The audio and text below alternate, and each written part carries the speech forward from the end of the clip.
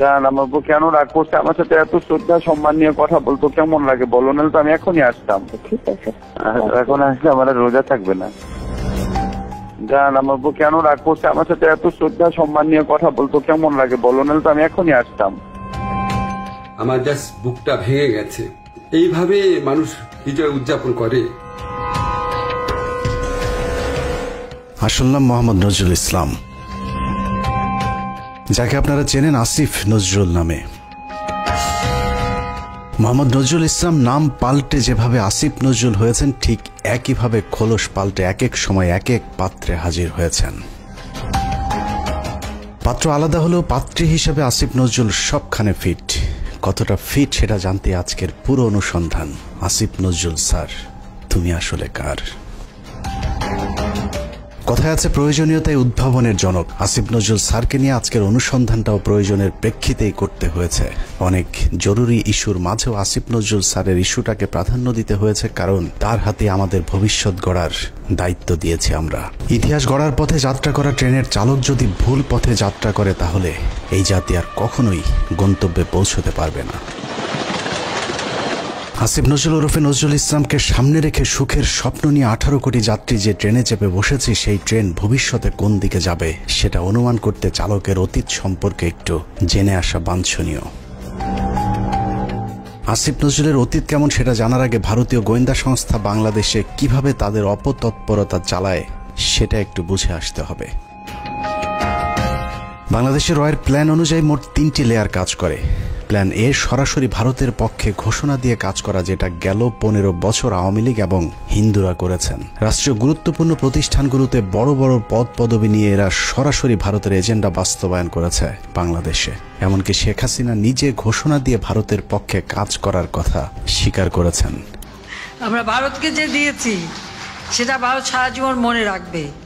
দ্বিতীয় লেয়ারে থাকা রয়ের সদস্যরা কাজ করে গোপনে। তারা সরাসরি ভারতের পক্ষে কথা না বললেও ভারতীয় দূতাবাসের সাথে তাদের সার্বক্ষণিক যোগাযোগ রেখে ভারতের প্রয়োজনে সবকিছু করে থাকে। তৃতীয় লেয়ারে থাকা রয়ের সদস্যরা সবচেয়ে ভয়ঙ্কর। এদেরকে সাধারণ দৃষ্টিতে দেখে মনে হবে প্রচণ্ড ভারত বিরোধী, কিন্তু গোয়েন্দাদের প্রথম 2টি লেয়ার যখন অকৃতকার্য হয়, তখন সবশেষ লেয়ারটি কৌশলে দাঁড়িয়ে যায়। আর এই লেয়ারে যারা থাকে তাদের পরিচয় যখন প্রকাশ পায়, তখন আসলে কিছুই করার থাকে না। যে কারণে এদের ব্যাপারে অতি সাবধানী হওয়া অত্যন্ত জরুরি। এই শ্রেণীর ভারতীয় এজেন্টদেরকে সবচেয়ে বেশি কৌশলী হতে হয়, কারণ তাদেরকে ডুয়েল রোল প্লে করে দুই পক্ষকেই খুশি রাখতে হয়। এই ধরনের গোয়েন্দা এজেন্ট নির্বাচনে ভারতীয় গোয়েন্দাদের কিছু সুনির্দিষ্ট চাহিদা থাকে। এসব ক্ষেত্রে যারা আওয়ামী চেতনাধারী, দুশ্চরিত্র, ইসলাম বিদ্বেষী এমন ধরনের সব ব্যক্তিদেরকে বাছাই করা হয়। অন্তরে আওয়ামী চেতনা লালন করলেও প্রকাশ্যে তাদেরকে বিপরীত রূপে আত্মপ্রকাশ করানো হয়। এ ধরনের এজেন্ট তৈরিতে 1 যুগ 2 যুগ, আবার কখনো তারও বেশি সময় লেগে যায়, যাতে তাদের পেছনের ইতিহাস মানুষ ভুলে যায়। দেখতে কিছুটা নিষ্পাপ, শ্রুতিমধুর, বাকপটু গোছের এসব এজেন্টদেরকে দিয়ে কখনো কখনো সাধারণ ভারত বিরোধীদের চাইতেও কঠোর ভাষায় ভারতকে আক্রমণ করানো হয়, যা দেখে মনে হবে এরা প্রচণ্ড ভারত বিরোধী। আর এভাবেই তাদেরকে ভারত বিরোধী শিবিরে ধীরে ধীরে জনপ্রিয় করে তোলা হয়। এবং অত্যন্ত যৌক্তিক কারণে আজকে ভারতের বিরুদ্ধে আমাদের স্বাধীনতার ডাক দিতে হবে, ভারতের বিরুদ্ধে আমাদের সার্বভৌমত্বের ডাক দিতে হবে। আসিফ নজরুল ভারতের সেই দীর্ঘমেয়াদী প্ল্যান সি এর অংশ কিনা সেটা বুঝতে আমাদেরকে আরো 32 বছর পেছন থেকে শুরু করতে হবে। 19 জানুয়ারি 1992, 1975-এর 15 আগস্ট থেকে 1981 সাল পর্যন্ত 6 বছর ভারতীয় মগজ ধোলাইয়ের পর দেশে ফেরেন শেখ হাসিনা। শেখ হাসিনা দেশে ফেরার 15 দিনের মাথায় জিয়াউর রহমানকে হত্যা করে ভারত। জিয়াউর রহমান যেভাবে আন্তর্জাতিক মহলের কাছে জনপ্রিয় হয়ে উঠছিলেন, তাতে ভারতের মাথা ব্যথার কারণ হয়ে দাঁড়ায়, যে কারণেই তাকে হত্যা করে এরশাদকে ক্ষমতায় বসানো হয়। এদিকে প্রধানমন্ত্রী হিসেবে শেখ হাসিনাকে প্রস্তুতির কাজও চলতে থাকে। 1990 সালে এরশাদের পতনের পর ভারতের ইচ্ছে ছিল শেখ হাসিনাকে প্রধানমন্ত্রী বানানোর, কিন্তু 1991 সালে নির্বাচনে সবাইকে অবাক করে দিয়ে বাংলাদেশের মানুষ বেগম খালেদা জিয়াকে প্রধানমন্ত্রী নির্বাচিত করেন। 1991 সালে খালেদা জিয়া প্রধানমন্ত্রী হবার বছর না ঘুরতেই শুরু হয় ভারতের প্রথম চক্রান্ত। 1992 সালের শুরুতেই শুরু হয় দেশকে বিভাজনের মুখে ঠেলে দেওয়ার প্রথম ভারতীয় অভিযান। ভারতীয় চর জাহানারা ইমামকে সামনে রেখে প্রতিষ্ঠা করা হয় 71-এর ঘাতক দালাল নির্মূল কমিটি এঘাদানিক। শুরু হয় বিভাজনের রাজনীতি। শেখ মুজিবের সময়ে কথিত যুদ্ধাপরাধের মীমাংসিত একটি বিষয়কে সামনে এনে পুরো জাতিকে স্বাধীনতার পক্ষ আর বিপক্ষের দুই ভাগে ভাগ করে দেয়া হয়। সার্বভৌম রাষ্ট্রের সংবিধানকে বৃদ্ধাঙ্গুলি দেখিয়ে তৈরি করা হয় কথিত গণ আদালত, এবং সেই আদালতে বিচারিক কার্যক্রম পরিচালনা করা হয়। রাষ্ট্রের বিচার ব্যবস্থাকে চ্যালেঞ্জ করার অপরাধে খালেদা জিয়া সরকার জাহানারা ইমাম সহ 24 জনের বিরুদ্ধে একটি রাষ্ট্রদ্রোহ মামলা করেন। নিশ্চয়ই ভাবছেন অনুসন্ধানের কোথা থেকে কোথায় যাচ্ছি। আসলে এত কিছু বলার কারণ, যাকে নিয়ে অনুসন্ধানের শুরু করেছে সেই আসিফ নজরুলের আসল পরিচয় খুঁজে বের করতেই এত কিছু বলা হচ্ছে। 1992 সালে খালেদা জিয়ার সরকার প্রথম ভারতের যে ষড়যন্ত্র রুখে দিয়েছিলেন, সেই ষড়যন্ত্রের উদ্যোক্তাদের মধ্যে অন্যতম ছিলেন জাহানারা ইমাম, শাহরিয়ার কবির, মুনতাসির মামুন এবং ভারতীয় গুপ্তচর আসিফ নজরুল। জাহানারা ইমামকে প্রধান আসামি করে খালেদা জিয়ার সরকার যে রাষ্ট্রদ্রোহ মামলাটি করেছিল, সেই মামলার অন্যতম একজন আসামি ছিলেন আমাদের আজকের আসিফ নজরুল ওরফে মোহাম্মদ নজরুল ইসলাম। আসিফ নজরুল এখন নাম করা কলাম লেখক, তাকে নিয়োগ করা হলো। আপনারা জেনে খুশি হবেন, আসিফ নজরুলের আদর্শিক গুরুর নাম জনাব শাহরিয়ার কবির। শাহরিয়ার কবির যখন সাপ্তাহিক বিচিত্রার সম্পাদক, আসিফ নজরুল ছিলেন তার প্রধান সেনাপতি। ভারতের এজেন্ডা বাস্তবায়নে ভারতের প্রধান সেনাপতির ভূমিকায় ছিলেন শাহরিয়ার কবির। শাহরিয়ার আসিফদের যৌথ প্রযোজনায় ভারতীয় মিশন বাস্তবায়নের কাজ যখন তুঙ্গে, তখন ভারতীয় ষড়যন্ত্রের বীজ দাঁত ভেঙে দিতে উল্কার মতো ছুটে আসে এক উজ্জ্বল নক্ষত্র। আমরা ভারতকে দেখিয়ে দেব ইনশাআল্লাহ, এই পৃথিবীতে বাংলাদেশের সবচাইতে বড় দুশ্মন ভারত। সবচাইতে বড় দুশ্মন কে? হ্যামিলিয়নের বাঁশিওয়ালার মতো মাওলানা দেলোয়ার হোসেন সাইদি যখন অ আ ক খ করে সারা দেশের মানুষকে ভারতীয় ষড়যন্ত্রের ব্যাপারে ঐক্যবদ্ধ করছিলেন, তখনই পদে আগুন জ্বলে যায় আসিফ নজরুল আর তার আধ্যাত্মিক গুরু শাহরিয়ার কবিরের। আমি আল্লাহর নামে কসম করে বলছি, আল্লাহ তোমার জাতের কসম, তোমার ইজ্জতের কসম, তোমার সম্মানের কসম, 1971 সনের এক ফোঁটা পানি বা কাদা আমার গায়ে লাগে নাই, লাগে নাই, লাগে নাই। ভারতের বিরুদ্ধে গর্জে ওঠা সাইদি 80-র দশক থেকে এদেশের মানুষকে ভারতীয় ষড়যন্ত্রের বিষয়ে সচেতন করতে থাকেন। গল্প, কেচ্ছা কাহিনীর পরিবর্তে কোরআনে বিদ্যমান রাজনৈতিক এবং অর্থনৈতিক তফসিরের মধ্য দিয়ে নতুন ধারার কোরআনের মাহফিলের যাত্রা শুরু করেন আল্লামা দেলোয়ার হোসেন সাইদি। বিড়ালের মতো 500 বছর বেঁচে থাকার কোনো লাভ নাই, সিংহের মতো 1 ঘন্টা বাঁচতে চাই। দলমত নির্বিশেষে সকলের কাছে সাইদি যখন সমানভাবে সমাদৃত হয়ে উঠতে থাকেন, তখন 1989 সালে আসিফ নজরুল প্রথম ব্যক্তি যিনি তার পত্রিকার পৃষ্ঠা জুড়ে এক মিথ্যা সংবাদ ছাপান, যার শিরোনাম দেয়া হয় সাইদি সমাচার, এক ধর্ম ব্যবসায়ীর উত্থান।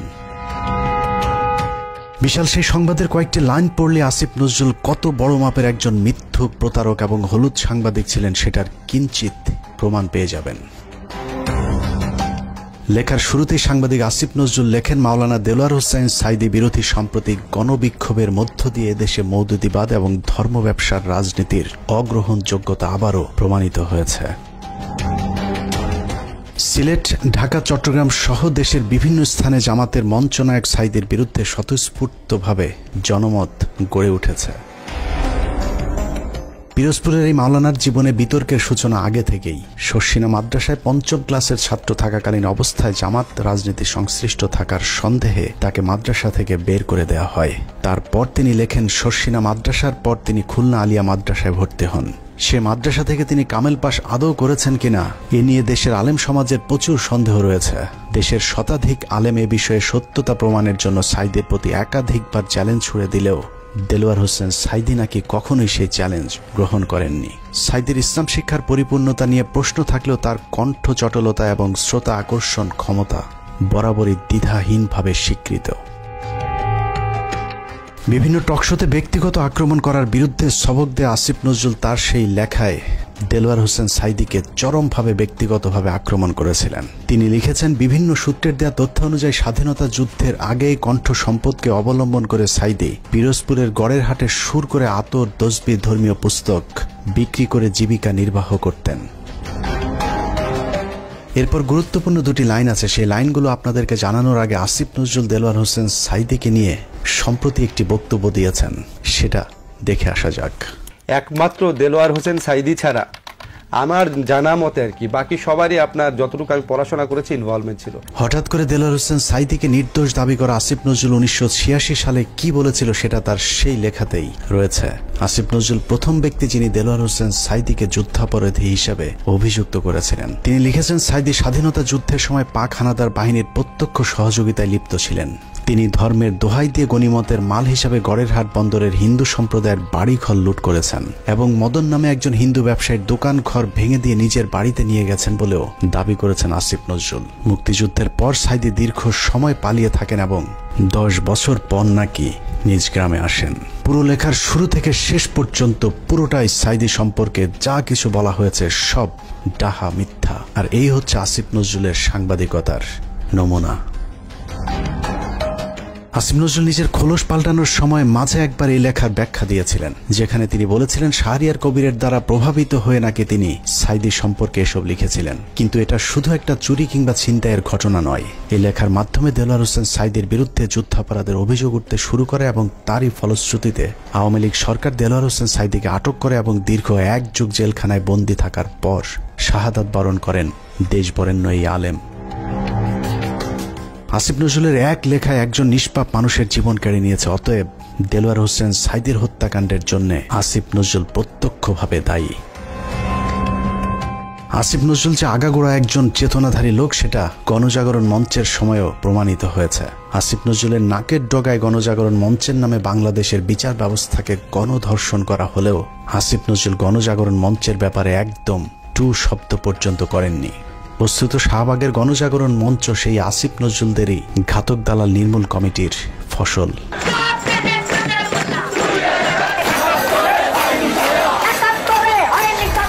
আসিফ নজরুলের কাঁধে দেয়া ভারতীয় ষড়যন্ত্রের প্রথম অ্যাসাইনমেন্ট শেষ হয়েছে।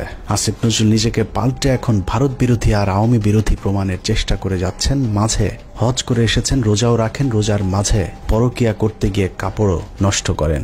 এখন তুমি বাসায় একা একা বসে আছো, কেউ যত্ন নিচ্ছে? যত্ন কিছু না, আমি খালি শুয়ে ঘুমাচ্ছি আর শুয়ে আছে। চলে আসো না কেন, দেখে যাও আমাকে। হ্যাঁ, আমাকে দেখে যাও। আমিও তো চাই। জ্বর আক্রান্ত অবস্থায় পড়ে আছো এখন। আমি আসলে ইয়ে তো কেউ থাকে না কেন তোমার পাশে এখন? আসো, এসে দেখে যাও আমাকে। আসতে চাই। তোমাকে স্বপ্ন দেখতেছিলাম। জান, আমার বউ কেন রাগ করছে? আমার সাথে এত শ্রদ্ধা সম্মান নিয়ে কথা বলতো, কেমন লাগে বলো? নাহলে তো আমি এখনই আসতাম।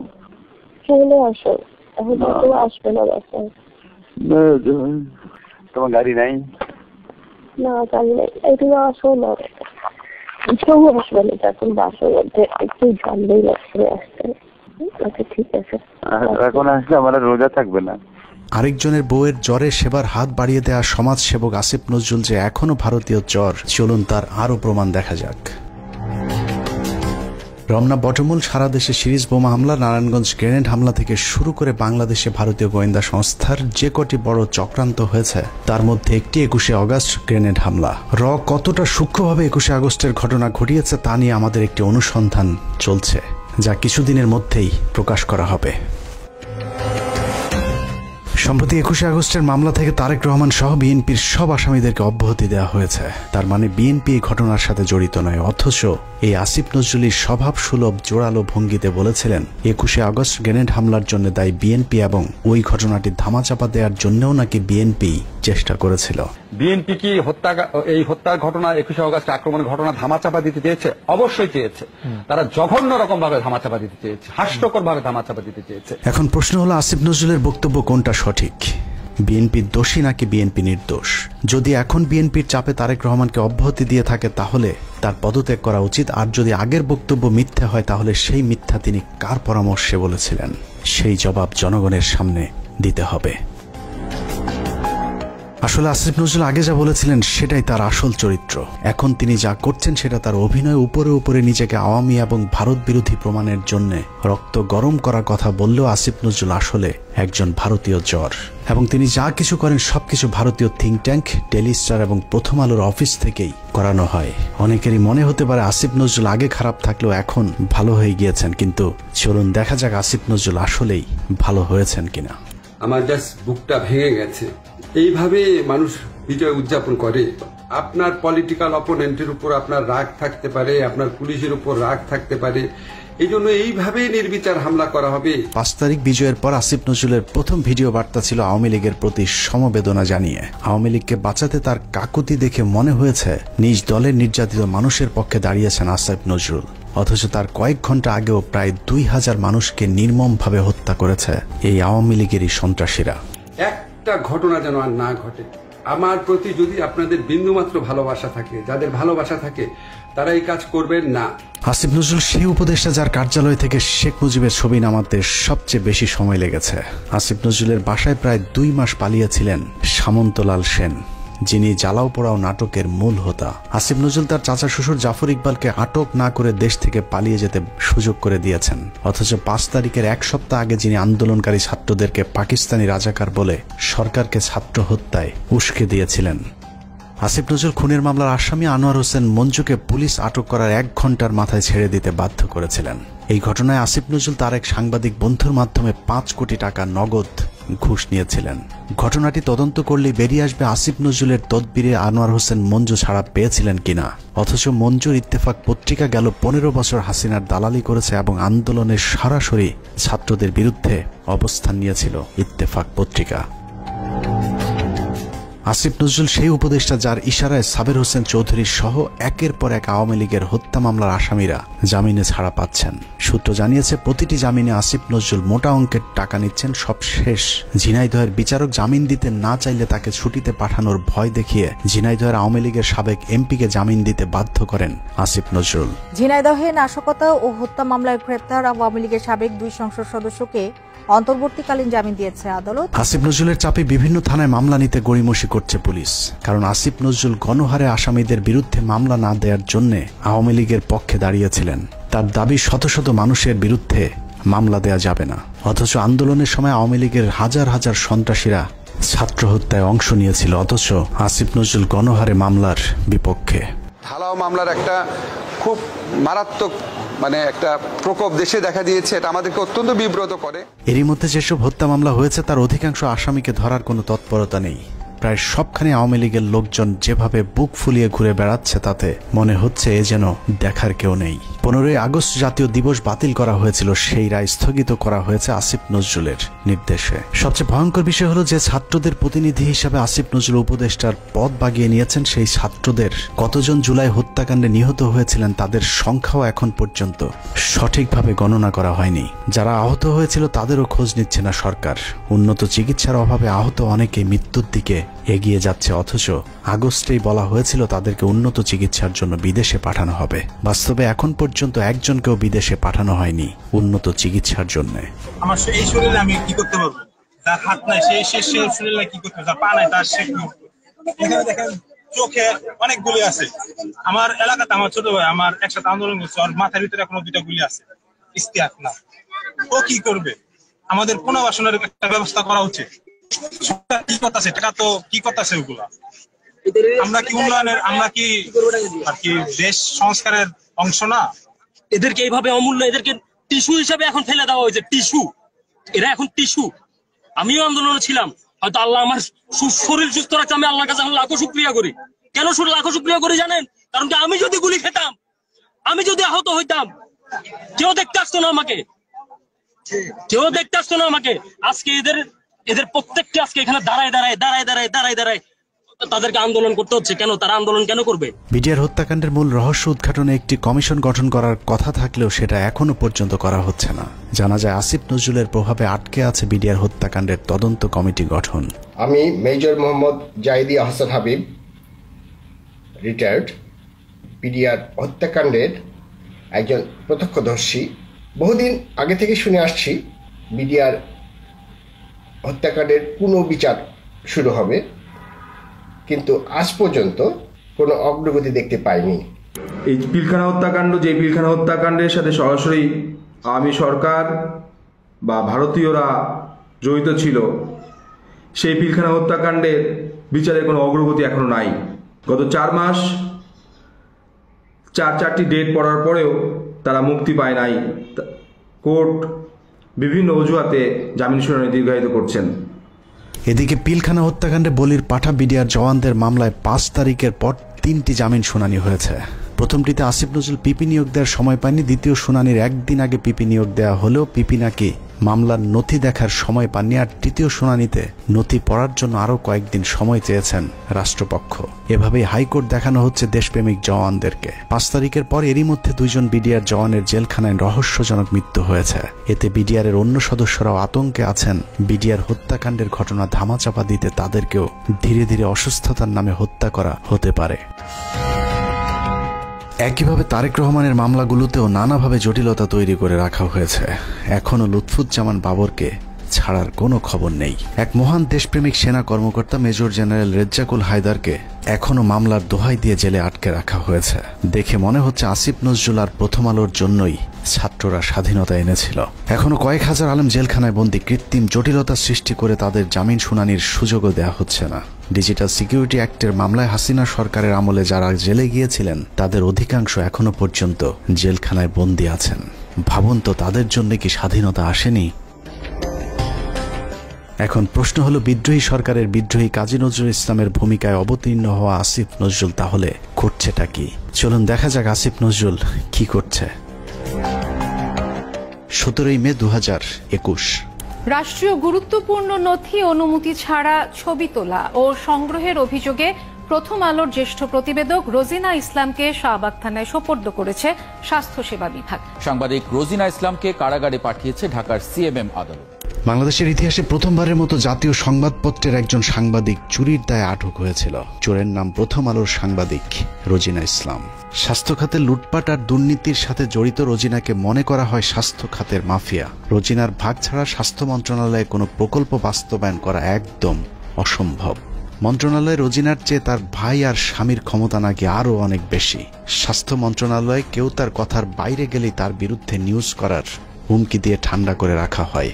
তাকে দিয়ে স্বাস্থ্য মন্ত্রণালয়ের সব স্বার্থ উদ্ধার করে থাকে প্রথম আলোর মতিউর রহমান। কিন্তু কথায় আছে, চোরের 10 দিন গৃহস্থের একদিন। বারবার ধান খেয়ে যাওয়া ঘুঘু রোজিনাকে বধ করা হয় 17 মে 2021 সালে। সচিব সাহেবের পাশে যে রুম আছে সেই রুমে তো ফাইল টাইল রাখা আছে। ওই রুমে ঢুকে ওই ফাইলের ছবিগুলো তুলতেছিল এবং কিছু ফাইল উনি নিজে নিয়েছিল। মন্ত্রণালয়ের একটি সূত্র জানিয়েছে, পুলিশ রোজিনাকে কাজের লোক মনে করে আটক করেছিল। কাজের লোকের মতো দেখতে রোজিনা কেন ফাইল ঘাটাঘাটি করছেন এটা চোখে পড়তেই পুলিশ তাকে আটকায়। পুলিশের কাছে বারবার নিজেকে সাংবাদিক পরিচয় দিলেও রোজিনার বেশভূষা দেখে পুলিশ তা বিশ্বাস করেনি। রোজিনা যতক্ষণে নিজেকে সাংবাদিক প্রমাণ করেছে ততক্ষণে মন্ত্রণালয়ের ঊর্ধ্বতন কর্মকর্তারা হাজির। তারা এসে দেখলো একজন ব্যক্তি ওখানে ফাইলের ছবি তুলতেছে এবং ফাইল কিছু নামিয়ে ব্যাগে ঢুকাইছে, শরীরেও ঢুকাইছে। রোজিনার পাজামার নিচ থেকে বের করা ফাইল দেখে সচিব উপসচিবদের মাথা ঘুরতে থাকে, কারণ এই ফাইল এমন এক চুক্তির যে চুক্তি বাংলাদেশ সরকার আমেরিকা এবং ভারতকে না জানিয়ে চীনের সাথে করেছিল। ভারতকে টাকা দিয়ে ফাইজারের টিকা না পেয়ে চীনের সিনোফার্মের টিকা কেনার চুক্তি করে বাংলাদেশ। সেই খবরেই ক্ষিপ্ত হয় ভারতীয় চর প্রথম আলো কর্তৃপক্ষ। চুক্তির বিষয়টি ভারতকে জানানোর জন্যই রোজিনাকে চুরি করে ফাইলের ছবি আনতে পাঠিয়েছিল মতিউর রহমান। কিন্তু পুলিশ দেখে চুক্তির সেই কাগজ রোজিনা তার ভেতরে ঢুকিয়ে ফেলেছিল। এই ফাইলগুলো ছিল টিকা সংক্রান্ত। আমরা যে রাশিয়ার সাথে টিকা চুক্তি করছি, চায়নার সাথে টিকার চুক্তি করছি। গ্যারান্টি দিয়ে বলে রাখলাম, প্রথম আলো রোজিনা সচিবালয় থেকে ফাইল চুরি করেছিল এবং এখানে এক ফোঁটাও মিথ্যে নেই। অথচ উপদেষ্টা হিসেবে আসিফ নজরুল প্রথম কার্যদিবসে রোজিনার মামলাটি খারিজ করে দেওয়ার আশ্বাস দেন। পরদিন মামলাটি খারিজ হয়ে যায়। প্রায় 3 বছর পর অফিসিয়াল সিক্রেটস অ্যাক্টে করা মামলা থেকে অব্যাহতি পেয়েছেন প্রথম আলোর বিশেষ প্রতিনিধি রোজিনা ইসলাম। 2019 সালের 1 নভেম্বর ঢাকার রেসিডেন্সিয়াল মডেল স্কুল অ্যান্ড কলেজে প্রথম আলোর কিশোর ম্যাগাজিন কিশোর আলোর বর্ষপূর্তি অনুষ্ঠানে বিদ্যুৎ পৃষ্ঠ হয়ে 9ম শ্রেণীর শিক্ষার্থী নাইমুল আবরার নিহত হন। ওই ঘটনায় আবরারের বাবা একটি হত্যা মামলা দায়ের করেন, যে মামলায় প্রথম আলোর সম্পাদক মতিউর রহমান সহ 10 জনের বিরুদ্ধে গ্রেপ্তারি পরোয়ানা জারি হয়েছিল। আবরারের বাবাকে ভয়ভীতি দেখিয়ে ক্ষমতার জোরে মামলাটি আগেই স্থগিত করে রেখেছিল প্রথম আলো। যাবতীয় মুভমেন্ট তাদের দ্বারা নিয়ন্ত্রিত ছিল। আমি যেটা মনে করি যে এর দায়ভার কিশোর আলোকে অবশ্যই নিতে হবে। সুপ্রিম কোর্টের একটি সূত্র জানিয়েছে, আসিফ নজরুলের নির্দেশে পুরো মামলাটি খারিজ করে দেওয়ার প্রক্রিয়াও প্রায় চূড়ান্ত করেছেন আসিফ নজরুল আর মাস দুয়েক আইন উপদেষ্টা হিসেবে থাকলে প্রথম আলোর নামে আর কোনো মামলা আদালতে অবশিষ্ট থাকবে না। এখন প্রশ্ন হলো, আসিফ নজরুল কি শুধুই প্রথম আলোর সাংবাদিকদের বাঁচানোর জন্য উপদেষ্টা হয়েছেন? উনি কি জানেন এদেশে কত সাংবাদিক আওয়ামী লীগের বিরুদ্ধে কথা বলার কারণে দেশ ছেড়েছেন? এই প্রতিবেদন লেখা পর্যন্ত আইন মন্ত্রণালয়ের একজন পিয়নও আমাদের কাউকে ফোন করার সময় পায়নি। উল্টো প্রথম আলোর বিরুদ্ধে আমরা কোনো কথা বললেই মতির পক্ষে হামলে পড়েছেন আসিফ নজরুল সহ তার কিছু উচ্ছিষ্টভোগী। আমি স্পষ্ট বলতে চাই যে প্রথম আলো পত্রিকা তাদের সামনে, ওখানে ডিবি মুনির ছিলেন এবং তার বস ছিলেন এই পুলিশের সাবেক আইজিপি, তিনি তখন ছিলেন ঢাকা মেট্রোপলিটনে, তিনি পুলিশ কমিশনার ছিলেন। তো ওনারা আমাকে একটু মনে করছিলেন হুজুর টাইপের মানুষ, হাবাগুবা টাইপের হতে ভাবছিলেন, হাত করার পরই আমাকে একটু দূরে দাঁড় করেছিলেন। ওখান থেকে আমি পরিষ্কার দেখতে পাচ্ছিলাম যে প্রথম আলো পত্রিকার আমাদের সামনে লেখা, এবং শিরোনামটা আমি দেখে ফেললাম, ওখানে লেখা আছে যে আমেরিকান এমবেসি ও ভারতের দূতাবাসে আক্রমণের পরিকল্পনায় চট্টগ্রাম থেকে এই জঙ্গিদেরকে গ্রেপ্তার, একদম হেডলাইন এটা। তো এরপর ধারাবাহিক যে ঘটনা ঘটলো, এই আমাকে রাতের গভীরে জিজ্ঞাসাবাদ করা হতো, বিভিন্ন সময় নিয়ে জিজ্ঞাসাবাদ করা হতো। আমার সাথে আমার স্কুলের আরো দুজন টিচার ছিলেন, কখনো সম্মিলিত কখনো একা একা আমাদেরকে জিজ্ঞাসাবাদ করা হতো। আমার সাথে যেটা করছে সেটা আমি দেখছি যে ওনারা বিভিন্ন জিজ্ঞাসাবাদের সময় বিভিন্ন মিডিয়ার সাথে তারা পুরো আলাপ করত। প্রথম আলোর বিরুদ্ধে নিরীহ মানুষকে জঙ্গি সাজানোর অভিযোগ নিয়ে 15 মিনিটসের পক্ষ থেকে একটি অনুসন্ধান করা হয়েছিল। গুরুতর সেই অভিযোগ তুলে ধরার পর আসিফ নজরুল প্রথম ব্যক্তি যিনি প্রথম আলোর পক্ষে ফেসবুকে পোস্ট করেছিলেন। একই অনুসন্ধানে ভারতীয় রয়ের সদস্য কালবেলার সন্তোষ শর্মার বিরুদ্ধেও গুরুতর সব অভিযোগ করেছিল বাংলাদেশের শীর্ষস্থানীয় কয়েকজন আলেম। সেই ঘটনাকে কেন্দ্র করে ভুক্তভোগীরা কালবেলা কার্যালয়ে অভিযোগ দিতে চাইলে আসিফ নজরুল তথ্য মন্ত্রণালয়কে চাপ দিয়ে বিক্ষোভকারীদের বিরুদ্ধে একটি বিজ্ঞপ্তি দেন। তথ্য মন্ত্রণালয় সেই বিজ্ঞপ্তি দেওয়ার পর আসিফ নজরুল সেই বিজ্ঞপ্তি শেয়ার করে আমাদেরকে হুমকি দেন, যদিও সংশ্লিষ্ট মন্ত্রণালয়ের উপদেষ্টা নাহিদ ইসলামও সেই বিজ্ঞপ্তি শেয়ার করার প্রয়োজন মনে করেননি। প্রশ্ন হলো, আসিফ নজরুলের আগ বাড়িয়ে কেন সেই বিজ্ঞপ্তি শেয়ার করতে হলো? আসিফ নজরুল এবং প্রথম আলোর প্রভাব কতটা শক্তিশালী সেটা বুঝতে দুটি ঘটনা তুলনা করা যাক। ডক্টর মোহাম্মদ ইউনূসের সরকার গঠনের পর ব্রিগেডিয়ার জেনারেল এম সাখাওয়াত সরকারের মুখপাত্রের ভূমিকায় ছিলেন। এটা অনেক বড় পার্টি এবং I have lot of respect for Awami League. বঙ্গবন্ধুর স্বপ্ন ছিল নষ্ট করবেন না, এটা আপনার নষ্ট করার কোনো অধিকার নাই। পার্টিকে রিঅর্গানাইজ করেন, একটা পলিটিক্যাল পার্টির মতো যেভাবে থাকে, ইলেকশন আসলে ইলেকশন কন্টেস্ট করবেন। আওয়ামী লীগের পক্ষে সাখাওয়াতের এক বক্তব্যে মন্ত্রণালয়ে ছাড়তে হয়েছে প্রভাবশালী এই উপদেষ্টাকে। এবার চলুন প্রথম আলো আর আসিফ নজরুল কত শক্তিশালী সেটা দেখা যাক। 5টা মিনিটের লেগে তুই খালি একটু আয়া পর, তোরে মাইরা আমি ঘুমামু ভাই, আমার ঘুম হয় না, তোরে মাইরা ঘুমামু, তুই একটু আয় ভাই, তুই নিশুনে দাদা তোর মায়ে ঘুমায়, তোর মায়ে। নাটক চলচ্চিত্রের মাধ্যমে পরকীয়া সমকামিতা থেকে শুরু করে ইসলাম বিদ্বেষ, সমাজ ধ্বংসের অন্যতম মাস্টার মাইন্ড মোস্তফা সরোয়ার ফারুকী। মোস্তফা সরোয়ার ফারুকী সংস্কৃতি উপদেষ্টা হিসেবে শপথ নেয়ার পর দেশের শতভাগ মানুষ তীব্র প্রতিবাদ জানিয়েছিল। তারপরেও ফারুকীকে সরানো যায়নি, কারণ আসিফ নজরুল এবং প্রথম আলোর যুগ্ম সম্পাদক আনিসুলের অনেক পুরাতন নারী সাপ্লায়ার মোস্তফা সরোয়ার ফারুকী। আসিফ নজরুল দাবি করেছেন তিনি ফারুকীর উপদেষ্টা হবার বিষয়ে কিছুই জানেন না, কিন্তু আমাদের হাতে আসা তথ্য বলছে আসিফ নজরুল ফারুকীর অনেক পুরাতন বন্ধু। প্রায় এক যুগ আগে ফারুকী এবং তিশার বিয়েতে হাতে গোনা যে কজন মানুষ দাওয়াত পেয়েছিলেন, আসিফ নজরুল সেই ভাগ্যবানদের মধ্যে একজন। মোস্তফা সরোয়ার ফারুকীর মন্ত্রণালয়টিও আসিফ নজরুলের নিজে ছেড়ে দেয় মন্ত্রণালয়। এবার প্রশ্ন আসতে পারে, ফারুকীর সাথে আসিফ নজরুলের সম্পর্ক আছে ঠিক আছে, কিন্তু প্রথম আলোর সাথে ফারুকীর সম্পর্কটা আসলে কি? এটাই আজকের অনুসন্ধানের সবচেয়ে গুরুত্বপূর্ণ বিষয়। আসিফ নজরুলের মতো হানি ট্র্যাপে পড়ে যারা প্রথম আলোর হয়ে কাজ করতে বাধ্য হন, তাদের জন্য প্রথম আলোর সবচেয়ে বড় ফাঁদ হচ্ছে মেরিল প্রথম আলো, এবং সেই সাথে সম্প্রতি যোগ হয়েছে চরকি নামে আরেকটি প্রথম আলোর ওটিটি প্ল্যাটফর্ম। চরকি নামক ওটিটির চক্করে ফেলে বিভিন্ন নায়িকার মডেলদের ক্যারিয়ার গড়ে দেওয়ার লোভ দেখে আসিফ নজরুলদের মতো খদ্দের সংগ্রহ করে প্রথম আলো। নায়িকা মডেলদের সাথে বিশেষ মুহূর্তের ভিডিও ধারণ করে আজীবনের জন্য জিম্মি করা হয় রাষ্ট্রের বিভিন্ন গুরুত্বপূর্ণ পদে থাকা ব্যক্তিদেরকে। এই ফাঁদ তৈরিতে সবচেয়ে গুরুত্বপূর্ণ ভূমিকা পালন করে রেদওয়ান রনি আর মোস্তফা সরোয়ার ফারুকী, যার আড়ালে থেকে সব কলকাঠি নাড়েন প্রথম আলোর সাংবাদিক আনিসুল হক। মোস্তফা সরোয়ার ফারুকীর মতো একজন লম্পট কিভাবে উপদেষ্টা হলেন সে বিষয়ে সিদ্দিকুর রহমানকে প্রশ্ন করা হয়েছিল। প্রশ্ন করতে অভিনেতা সিদ্দিকুর রহমান বলেন, সবই ভারতের খেলা। রিহাবে আছিল ফারুক, এটা তো জানি আমি। যখন রিহাবে ছিল তো অহংকার খাইনিও জানি আমি। এটা ইউনিভার্সাল ট্রুথ।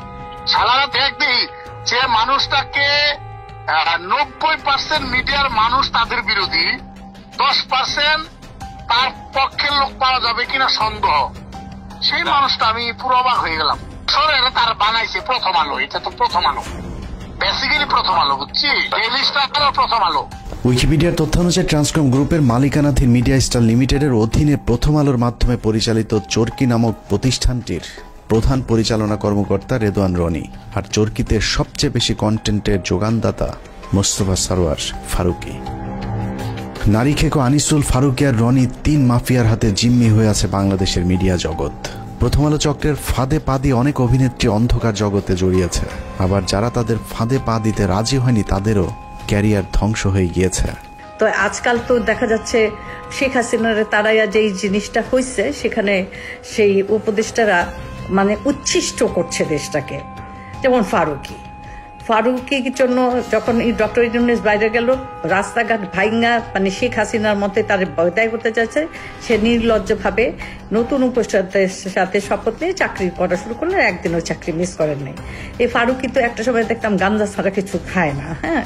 তারপরে তার একটু উন্নত হইলো অপিকরিম রেসাইরা, তার আগে বন্যার সাথে ছিল, তার আগে যে গান গাইছে কালী মহিলাটা ভুলে গেছে নামটা, ভুলে গেছে। তারপরে সে এতটাই অমঙ্গলজনক ছিল যে তার ভাই ব্রাদাররা যে প্রথম 4 জন তো জীবন এরা জীবন, আমরা যখন শুটিং করতেছি আশুতোষ জনের বাইনোকুলার, তিন্নিকে ওরা যৌন হয়রানি এবং তাকে শারীরিকভাবে মানসিকভাবে এতটাই ভারাক্রান্ত করছিল। আমরা মামুন আমাকে বলছে যে আপনার আশুতোষ শুটিংটা বন্ধ করে দিই, এবং একাধারে তো আমি তো গাঁজা খেতে দেখছি, পরবর্তীতে শুনলাম তিনি ফারুকী রিহাব করে আসছে। এটা আমার কথা না, এটা একদম আপনারা যারা ভীষণভাবে ওনার সাথে সম্পৃক্ত সিদ্দিক এখনো বলতেছে। আচ্ছা গেল এই ফারুকীর কর্মকাণ্ড শুনবেন। আমি রাজীব নামে ওদের তখন 69-এর সময় একটা এডি খারাপ একটা কথা বলছে, আমি বললাম যে এই কথাটা তোমার মুখে মানায় না, তুমি কেন বললে যে এখান থেকে শিখছে। আমি উদাহরণস্বরূপ ওইখানকার এডি দিনে বললাম তোজু এইটা ওইটা ওইটা। ফারুকী এতটাই মানে তখন গান্ধা চোটে ভুলে গেছে গে, সবই দরজা আটকাইয়া সব এডিগুলো রেখে আমাকে মাঝখানে এমন অপমান করলো, তোজু এরকম সেরকম সেরকম। আমি না হতভম্ব হয়ে গেলাম। ওর এইটুকু মাথা ছিল না তখন, নন ম্যাট্রিক বা ম্যাট্রিক হইলে যা হয়, পড়াশোনার তো মানে গদ বাধা কিছু নেই। পটেনশিয়াল কি দিছে, 3 সাম 4 সাম, তারপরে মানে যা তা আর কি। আবার আমারটা সময় পরকিয়া, এখন আমার প্রেমের কথা বলতে পারে, বলতেই পারে। তো আগে বলবো আপনারা উচ্ছিষ্ট করেন না দেশটাকে। ফারুকী আমি মেনে নিলাম, অনেক শিল্পী তোমাকে বাধাই দিয়েছে। এভাবে প্রথম আলো কেন্দ্রিক এক সিন্ডিকেট গড়ে উঠেছে মিডিয়া পল্লীতে, যাদেরকে সুবিধা দিতে আসিফ নজরুলের মাধ্যমে ফারুকীকে উপদেষ্টা বানিয়েছে প্রথম আলো।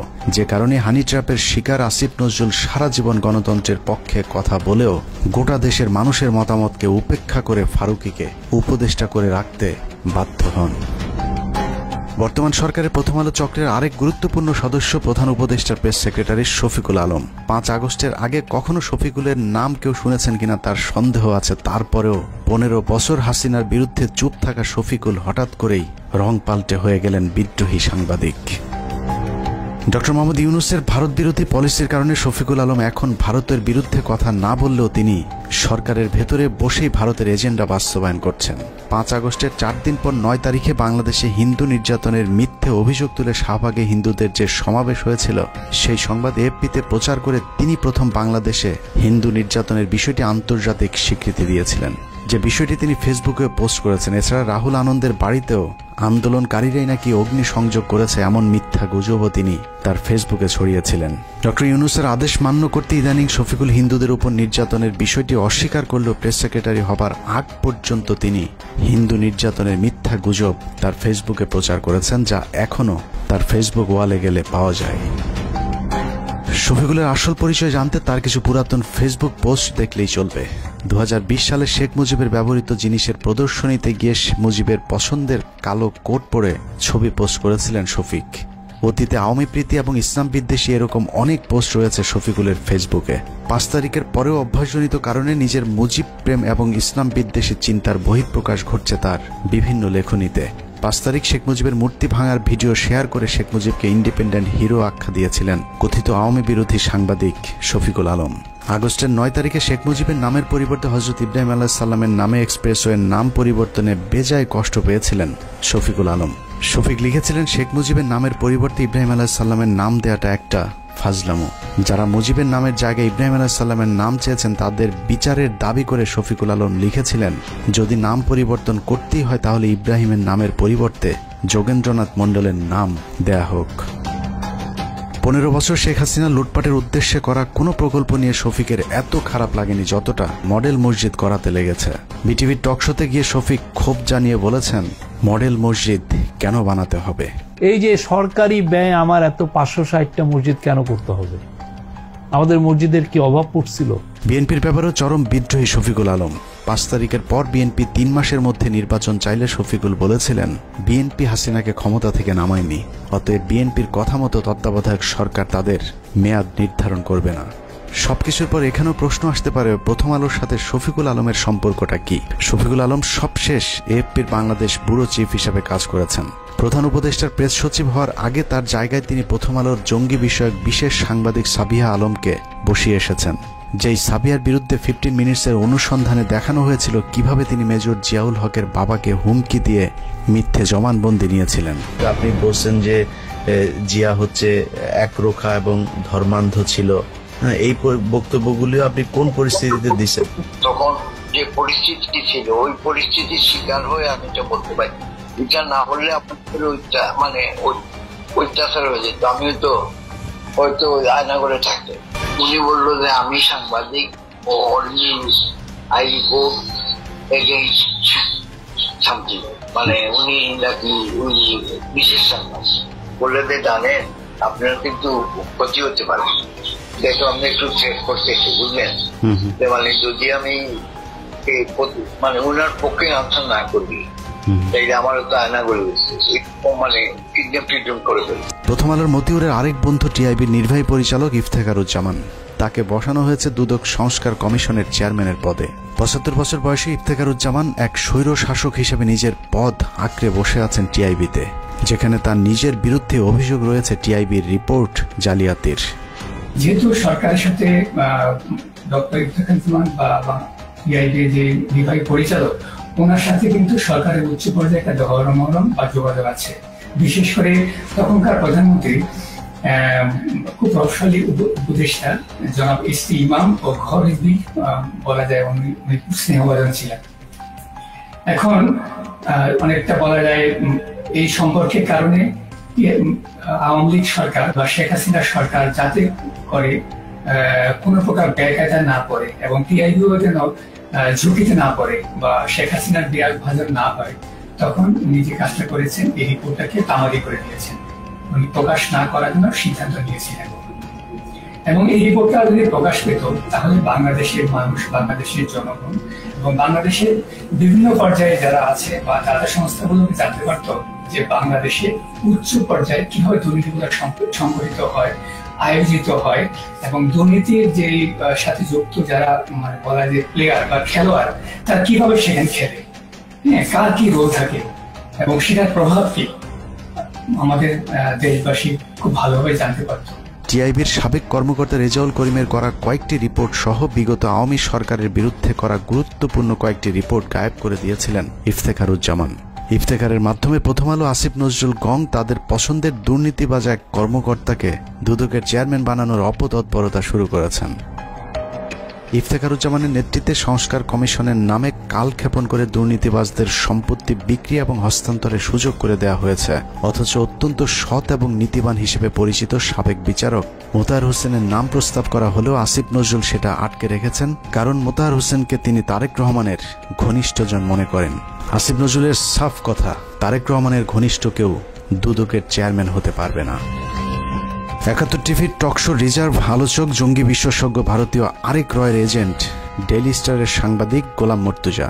2018 সালে নির্বাচনের আগেও তারেক রহমান আর খালেদা জিয়াকে জঙ্গিদের নেতা বলা মর্তুজা হঠাৎ করে আওয়ামী বিরোধী ভিডিও আপলোড করা শুরু করেন ইউটিউবে। সেখান থেকে প্রথমে ডেইলি স্টার, সবশেষ আসিফ নজরুল মাহফুজ আনামের তদবিরে যুক্তরাষ্ট্রের প্রেস সেক্রেটারির পদ বাগিয়ে নিয়েছেন আওয়ামী এই সাংবাদিক। আর এর সবকিছুই হচ্ছে ভারতীয় চক্র প্রথম আলো ডেইলি স্টারের পরামর্শে। হঠাৎ করে রং পাল্টানো গোলাম মর্তুজা আওয়ামী লীগের দালালিটা পুরোপুরি এখনো ছাড়তে পারেননি। দুদিন আগেও গোলাম মর্তুজা ডিবিসির টক শোতে বলেছেন সরকার শেখ মুজিবকে জাতির পিতা না মানলেও শেখ মুজিব নাকি আরও শক্তিশালী হয়ে ফিরে আসবেন বাংলাদেশে। আর এটাই হচ্ছে সাংবাদিক গোলাম মর্তুজার আসল চেহারা। বঙ্গবন্ধু জাতির জনক হিসেবে যেভাবে ছিল সেভাবে থাকতে দিলেই সবচেয়ে ভালো হতো। বঙ্গবন্ধুকে ব্যবহার করা হয়েছে, সেই বঙ্গবন্ধুর আরেকবার মূল্যায়ন হবে এদেশে। এভাবেই প্রথম আলোর সব আওয়ামী চেতনাধারী বুদ্ধিজীবীদেরকে সরকারের গুরুত্বপূর্ণ সব জায়গায় বসিয়ে প্রথম আলো আর ভারতের অবস্থানকে শক্তিশালী করছেন আসিফ নজরুল। আসিফ নজরুল যে মন থেকেই সবকিছু করছেন তা নয়, অনেক কিছু সে না চাইলেও করতে হচ্ছে, কারণ আসিফ নজরুল অনেক আগে থেকেই তার আলু আরেকজনের ক্ষেতে বর্গা দিয়ে রেখেছেন। এই আলুর দোষে পুরো আইন মন্ত্রণালয় এখন আওয়ামী লীগ দখলে নিয়েছে। আসিফ নজরুল যেন নীরব এক দর্শক। বিষয়টা একদমই হাস্যকর নয়। আপনি কি জানেন আসিফ নজরুলের ব্যক্তিগত সহকারীকে? আসিফ নজরুলের ব্যক্তিগত সহকারী হচ্ছেন শামসুদ্দিন মাসুম, যিনি তত্ত্বাবধায়ক সরকার ব্যবস্থা বাতিলের মূল হোতা সাবেক প্রধান বিচারপতি ABM খায়রুল হকের ব্যক্তিগত সহকারী ছিলেন। নরেন্দ্র মোদীর সবশেষ নির্বাচনে জয়ী হবার পর শেখ রেহানার সাথে সফর সঙ্গী হয়েছিলেন আসিফ নজরুলের PS শামসুদ্দিন মাসুম। আপনার কাছে নিশ্চয় অবাক লাগছে যে খায়রুল হকের কারণে বাংলাদেশের সব সংকটের সূচনা তার PS কিভাবে আসিফ নজরুলের PS হয়। শুধু PS নয়, আইন মন্ত্রণালয়ের সব কলকাঠি নাড়ছেন শামসুদ্দিন মাসুম। আসিফ নজরুলকে ভাঙিয়ে মাসুম এরই মধ্যে শুরু করেছেন ব্যাপক চাঁদাবাজি। মাসুমের বিরুদ্ধে অভিযোগ উঠেছে রেবেকা মোহাম্মদ মিমি নামে এক নারীকে বিয়ের আশ্বাস দিয়ে গর্ভে সন্তান দিয়ে ছুঁড়ে ফেলার। স্থানীয় একটি পত্রিকায় মিমি অভিযোগ করেছেন মাসুমকে বিয়ের জন্য চাপ দিলেও তিনি আইন উপদেষ্টা আসিফ স্যারের ভয় দেখাচ্ছেন। মিথ্যে মামলা দিয়ে মিমিকে জেলে ঢুকানোর হুমকিও দিচ্ছেন আসিফ নজরুলের ব্যক্তিগত সহকারী শামসুদ্দিন মাসুম। মাসুম যাই করুক, আসিফ নজরুলের আসলে কিছু করার নেই, কারণ তিনি মাসুমের কাছে জিম্মি। আসিফ নজরুল কেন মাসুমের কাছে জিম্মি সেটা বের করতে পারলেই আজকের পুরো অনুসন্ধানের মূল রহস্য বেরিয়ে আসবে। শামসুদ্দিন মাসুম আসিফ নজরুলের ঘনিষ্ঠ হবার আগে আইন মন্ত্রণালয়ের আরেক কর্মকর্তা উম্মে সরাবন তহুরাকে আসিফ নজরুলের কাছে পাঠিয়েছিলেন। কিন্তু উম্মে তহুরা যে শামসুদ্দিন মাসুমের বেড পার্টনার সেটা আসিফ নজরুল একেবারেই জানতেন না। যতদিনে জেনেছেন ততদিনে আসিফ নজরুলের গোপন ভিডিও তহুরার হাতে। সেই ভিডিওর ভয় দেখিয়ে আসিফ নজরুলের PS এর চেয়ারে বসানো হয়েছে শামসুদ্দিন মাসুমকে। আইন মন্ত্রণালয়ে আসিফ নজরুলের চেয়ার বড় হলেও ক্ষমতায় মাসুম আর তহুরা সবার চেয়ে উপরে, আর তাদেরকে দিয়ে প্রথম আলো আওয়ামীপন্থী কর্মকর্তাদেরকে গুরুত্বপূর্ণ সব পদে বসিয়ে যাচ্ছেন। এখানে প্রশ্ন আসতে পারে, তহুরা মাসুমের সাথে প্রথম আলোর সম্পর্কটা কি? আসিফ নজরুলকে হানি ট্র্যাপে ফেলা উম্মে তহুরা ছিলেন প্রথম আলোর সাংবাদিক। এ ধরনের অভিযানে কাজে লাগাতেই প্রথম আলো তহুরাকে জুডিশিয়াল সার্ভিসে চাকরি নিয়ে দিয়েছিলেন। অনেকদিন আগে প্রথম আলো আর রয়ের রোপণ করা সেই গাছে এখন ফল ধরতে শুরু করেছে, আর আসিফ নজরুল সেই ফলের ছুঁড়ে ফেলা বিচির মতো অসহায়। মাসুমের মাধ্যমে আসিফ নজরুল তার নিয়োগ বদলি বাণিজ্য চালিয়ে যাচ্ছেন। সূত্র জানিয়েছে আসিফ নজরুল তার স্ত্রীকে আমেরিকা পাঠানোর প্রস্তুতি নিয়েছেন এবং 5 তারিখের পর থেকে 2 হাত ভরে টাকা কামাচ্ছেন এবং সেই টাকা যুক্তরাষ্ট্রে পাচার করবেন বলেও তার এক ঘনিষ্ঠ সূত্র জানিয়েছেন। এরই মধ্যে তার ঘনিষ্ঠ এক সাংবাদিকের মাধ্যমে $1.3 মিলিয়ন দিয়ে বাড়ি কেনার চেষ্টা করছেন আসিফ নজরুল। আপনি সংস্কার আমার তো এই সংস্কারের প্রতি এখনো বিশ্বাস নাই। তো আসিফ নজরুল, আপনি এত ছাত্রদের নিয়ে এত চিল্লাপাল্লা করেন, হই হুড়স্থুল করেন যে সংস্কার করে নাকি উল্টাইয়া দিবেন, তো আপনি একজন বিচারপতি নিয়োগ দিচ্ছেন কেন? এই সংস্কারটুকু না করে একজন বিচারপতি নিয়োগ দিচ্ছেন কেন? এভাবেই চলছে আসিফ নজরুলের সংস্কার। একদিকে ভারতীয় গোয়েন্দাদের শাখা অফিস ডেইলি স্টার প্রথম আলোর এজেন্টদেরকে বিভিন্ন জায়গায় বসানো হচ্ছে, অন্যদিকে আওয়ামী লীগকে বাঁচানোর সব চেষ্টা চালিয়ে যাচ্ছেন আসিফ নজরুল। মাঝখানে যে স্বপ্ন নিয়ে মানুষ জীবন দিল তাদের সেই স্বপ্ন অঙ্কুরেই বিনষ্ট হবার পথে। তারপরেও আমাদের দেশের কিছু মানুষ স্বপ্ন দেখে আসিফ নজরুলের হাত ধরে এই দেশ সিঙ্গাপুর হবে। তাদের সাথে আমিও একটু স্বপ্ন দেখতে চাই, আর সেই স্বপ্ন বাস্তবায়ন করতে হলে বাস্তবেও কিছু একটা হতে হবে। কিন্তু আসলেই কি বাস্তবে কিছুই হচ্ছে? আসিফ নজরুল সারা জীবন প্রবাসীদের জন্য মায়া কান্না করে আসলেও কার্যত প্রবাসীদের জন্য কোনো পদক্ষেপ নেওয়া হয়নি, অথচ সেই মন্ত্রণালয়টি এখন তার অধীনেই। এখনো সৌদি, মালয়েশিয়া, সিঙ্গাপুর সহ মধ্যপ্রাচ্যে যেতে আগের মতোই বাড়তি টাকা গুনতে হয়। এখনো কেউ মারা গেলে তাদের লাশ আনার টাকাটাও ওই পরিবারগুলোর জন্য বোঝা হয়ে দাঁড়ায়। সারা বছর ভারতের বিরুদ্ধে কথা বলে বিডিআর হত্যাকাণ্ড ধামাচাপা দেওয়ার চেষ্টা করছে আসিফ নজরুল। বিডিআর জওয়ানদের ছাড়ার কোনো ব্যবস্থা নেই। আওয়ামী বিচারকেরা এখনো পর্যন্ত তাদের বিচার কার্য চালিয়ে যাচ্ছেন। আওয়ামী লীগ আমলে জেলে যাওয়া রাজনৈতিক বন্দীরা এখনো জেলে পচে মরছেন, অথচ আসিফ নজরুলের কোনো ভ্রুক্ষেপ নেই। তারেক রহমানের বিরুদ্ধে মামলাগুলোর ক্ষেত্রে আইনের দোহাই দিয়ে আটকে রাখা হয়েছে। মাহমুদুর রহমানের মতো বিপ্লবীকে আইনের দোহাই দিয়ে জেলে ঢোকানো হয়েছে। কথায় কথায় আইন শেখানো আসিফ নজরুলকে উত্তর দিতে হবে কোন আইনে শেখ হাসিনাকে ক্ষমতা থেকে সরানো হয়েছে। আসিফ নজরুল উপদেষ্টাই বা হয়েছেন সংবিধানের কোন ধারায়? পুলিশ ধরার পর 3 হত্যা মামলার আসামি মুন্নি শাহ কোন আইনে ছাড়া পেলেন? রাতের আধারে আনোয়ার হোসেন মঞ্জুর কাছ থেকে 5 কোটি টাকা নিয়ে তারপর তাকে ছাড়তে বাধ্য করা সংবিধানের কত নম্বর অনুচ্ছেদে বর্ণিত আছে? আইন উপদেষ্টার চাচা শ্বশুর হলেই কি হত্যা মামলার ওয়ারেন্টের আসামিকে বিদেশে পাঠিয়ে দেওয়া যায়? তাহলে জাফর ইকবালকে আসিফ নজরুল কোন আইনে পালিয়ে যেতে সাহায্য করেছেন? সারা দেশে হত্যা মামলার আসামিরা নির্দ্বিধায় কোন আইনের বলে ঘুরে বেড়াচ্ছেন? বাংলাদেশের সংবিধানের কোন ধারায় তাদেরকে বাঁচানো হচ্ছে? পরিস্থিতি দেখে মনে হচ্ছে প্রথম আলোর তত্ত্বাবধানে সরকারের একটি অংশ আওয়ামী লীগকে বাঁচানোর আপ্রাণ চেষ্টা চালিয়ে যাচ্ছে।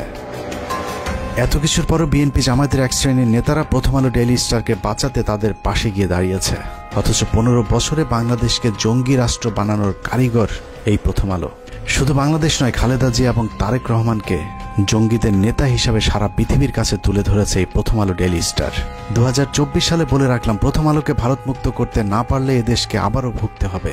সমস্যা হলো যেদিন বুঝবেন সেদিন আর কিছুই করার থাকবে না। ভারত আর আওয়ামী লীগ যদি আরেকবার সুযোগ পায় তাহলে এই দেশকে আর কখনোই স্বাধীনতার সূর্য দেখতে দেওয়া হবে না। কে কোন দল করে জানি না, শুধু এতটুকুই বলবো, প্রথম আলোর পক্ষে যে কথা বলবে সেই ভারতীয় দালাল। অতএব প্রথম আলো আর স্বাধীনতা একসাথে বাংলাদেশের মানচিত্রে থাকতে পারে না। এটা কোনো পত্রিকা নয়, এটা ভারতীয় গোয়েন্দা সংস্থার বাংলাদেশি একটি শাখা। আমরা কোনো পত্রিকা বন্ধ চাই না, কিন্তু প্রথম আলোর বিরুদ্ধে যে মানুষ হত্যার ভয়াবহ অভিযোগ উঠেছে তার বিচার যতদিন না হবে ততদিন তাদের বিরুদ্ধে আমাদের যুদ্ধ চলবে। তাদের পাশে যে দাঁড়াবে তাকেই শত্রু হিসেবে চিহ্নিত করা হবে। আল্লাহ হাফেজ।